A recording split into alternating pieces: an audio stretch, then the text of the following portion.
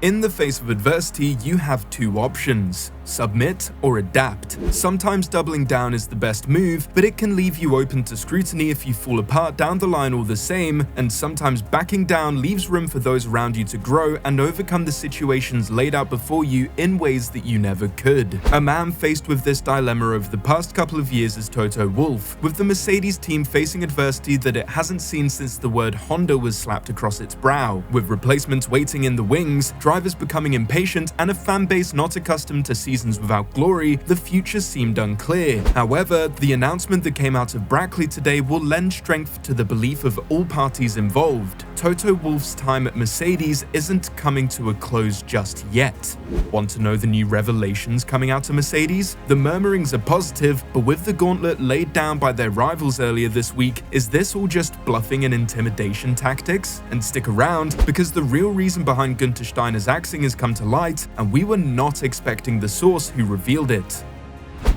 So, Toto Wolff has re-signed his contract with Mercedes in what is touted to be a 2-year extension running until the end of 2026, with the reign of the Wolff that has gone on since 2013 not showing any signs of coming to a close anytime soon. In an interview, the Mercedes team principal and board member had this to say: "I think the most important thing between the three of us Mercedes owners is that we trust each other. At the end of the day, as a shareholder myself, I want the best return on investment. And the best return of investment is winning. I'm not going to try and hang on to a position that I think somebody else is going to do better than me. I make sure I have people around me who can tell me otherwise. In the end, the three of us decided, let's do it again." The Austrian spoke candidly about the clauses within his contract and revealed just how much faith the team has in him, because seemingly it's a leave on my own terms kind of contract. "I've never had a performance clause. You either trust each other or you don't, and we are aligned as shareholders. I'm part of this team in various functions. I'm a co-shareholder, I'm on the board. These are things that will not change whatever executive or non-executive role I have. The risk for me is always more bore-out than burnout, and that's why I embrace the challenges we have today, even though they sometimes feel very, very difficult to manage." So perhaps it's the very era of strife that has been leveled at Mercedes as a team that has kept Wolff in his position. If their reign at the top of the sport had gone uninterrupted, perhaps we'd see him bow out to pursue other ventures or even just maintain a more passive role within the team. But the prospect of the hunt was all too tantalizing a challenge for Wolff to walk away from, whether due to pride or sporting challenge. The news of the contract extension came just days after James Allison made some bold claims about the team's mentality and motivations moving forward, perhaps prompted by the news of the higher-ups' show of faith and determination to the team, as well as foreshadowing the news that broke in the days following his appearance on the Performance People podcast. When speaking on the mindset that Mercedes has moving into the final years before the new regulations, the technical officer who previously oversaw the final years of Mercedes' domination before taking a step back and subsequently returning to his role after the dark days of Mike Elliott, had this to say: "There's a sense that we are all in this together and that people have sort of written our future for us. The once great team now in decline and all of the negative narrative that comes around with that. As long as internally we are saying, well, let them say that because that's their job, they've got to say something, our job is to show them that they're wrong. And imagine how good that's going to feel when they've all been looking sympathetically at us and with faux sympathy in our direction. We just suck that up and go, okay, right, we're going to work on this, we're going to come back and we're going to show them."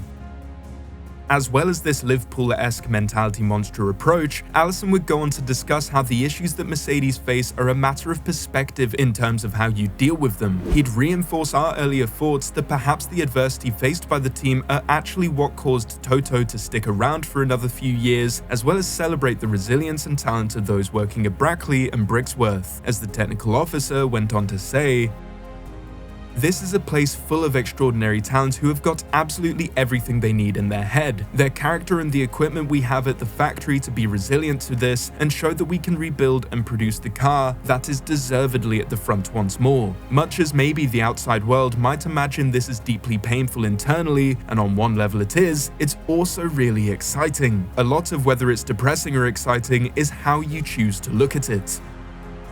Following both Allison's appearance on the podcast and closely following the announcement of Toto Wolff's contract extension, it was announced that the W15 will be revealed on Valentine's Day. However, whether the team will receive their flowers or be left down in the dumps will soon become clear at the first round in Bahrain. News surrounding the initial thoughts of the 2024 cars have been circulating, with the annual diff measuring competition starting up between test drivers and teams alike, if you excuse the age restriction avoiding play on words.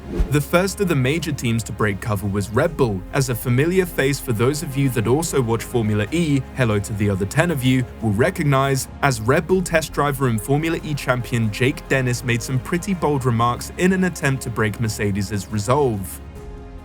We've got an extremely fast race car again at the Red Bull team. I would expect us to become champions again unless someone like Ferrari or Mercedes somehow manages to find about a second per lap overnight. I think it's going to be quite a dull season in Formula 1, with Max probably dominating. Trying to get more viewers' eyes on Formula E for some actual entertaining racing, Jake. I see your game. In all seriousness, while this could clearly be dismissed as the aforementioned posturing, Dennis did raise a good point that could bolster any concerns made by this braggadocious statement. I'd be lying if I said we didn't switch our attention to the 2024 car quite quickly. We didn't do any development on the 2023 car after Singapore. However, just because it's fast in the sim doesn't mean it's fast on track, a point raised by Toto Wolff when discussing the reports of Mercedes test driver Anthony Davidson. He was driving Melbourne in the sim and he said, "The car feels like a car for the first time in 2 years."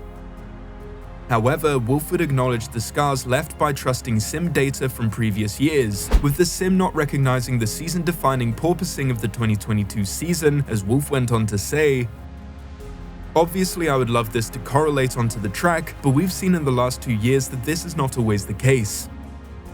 Speaking of off-track success, it's been revealed that the hubris created by off-track success may well have been the real reason why Guenther Steiner was shown the door at Haas. No, not the one smashed by Kevin Magnussen. With it being revealed by none other than Helmut Marko, the Guenther may have been looking to convert some of his Netflix clout into more tangible rewards.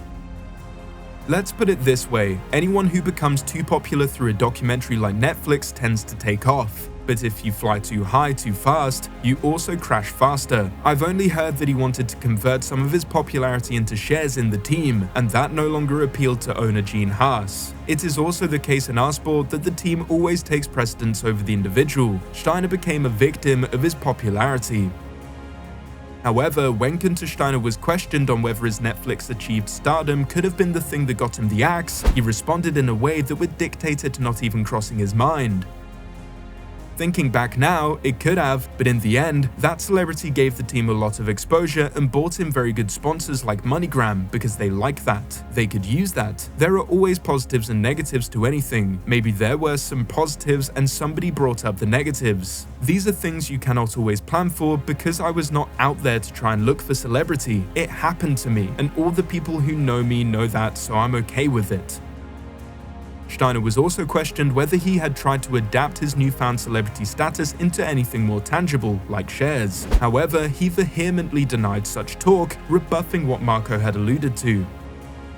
"I didn't try to make something out of it. I didn't get up in the morning to be a celebrity, I got up in the morning to work. I think it worked a lot in favor for the team because without that, maybe it would have been closed before."